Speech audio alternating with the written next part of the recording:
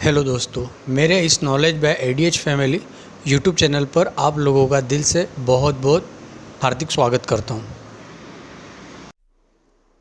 बंदूकों के लाइव कत्लेआम की धमकी से भी नहीं चुका इसराइल। हमास के आतंकी हमले के बाद में इसराइल की तरफ से करे गए स्ट्राइक में गाज़ा की बिल्कुल छन्नी कर दिया है। गाज़ा को खाने पीने का मोहताज कर दिया है। गाज़ा के अंदर तबाही मचा के रखी हुई है। इतनी बमबारी करी है ना, इतने रॉकेट दागे गए हैं जिसकी कोई हद नहीं।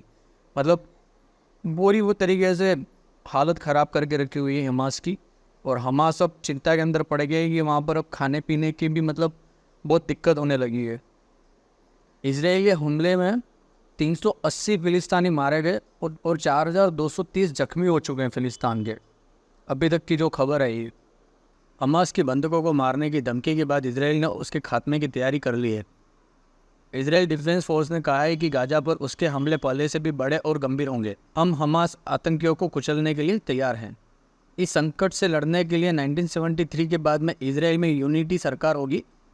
इसमें सभी दल होंगे। दूसरी तरफ इजराइल ने गाजा की सीमाओं को सील कर दिया है। इससे दुनिया भर की मदद पर निर्भर यहाँ के 23 लाख लोगों को बिजली, पानी, राशन, ईंधन, दवाइयों के संकट से जूझना पड़ेगा। गाजा की हवाई व जमीन सीमा इजराइल के नियंत्रण में। इजराइल ने मिस्र को चेताते हुए कहा है कि अगर मदद भेजी तो उसके ट्रकों को उड़ा देंगे। गाजा में 100 से अधिक ठिकानों पर इजरायली एयर स्ट्राइक में 790 घर मलबे में तब्दील हो गए हैं।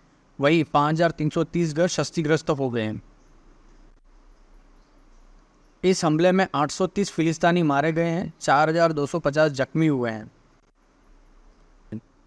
हमास के दो बड़े कमांडर जकारिया अबू और जवाद अब ढेर हो चुके हैं।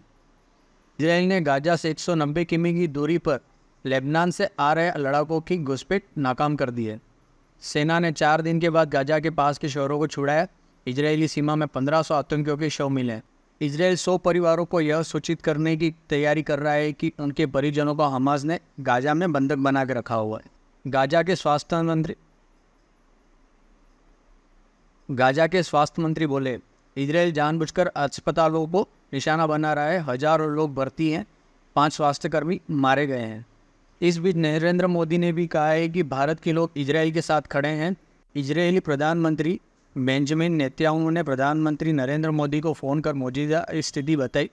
पीएम मोदी ने कहा कि भारत के लोग इजराइल के साथ मजबूती से खड़े हैं। अगर आपको हमारी ये जानकारी अच्छी लगी हो तो हमें सब्सक्राइब करें, बेल आइकन को प्रेस करें और अपने दोस्तों के साथ में इसे शेयर भी करें। और इससे रिलेटेड आपके मन में कोई सा भी सवाल हो तो आप नीचे कमेंट बॉक्स में हमें लिख सकते हैं। हम उसका रिप्लाई देने की पूरी कोशिश करेंगे। धन्यवाद।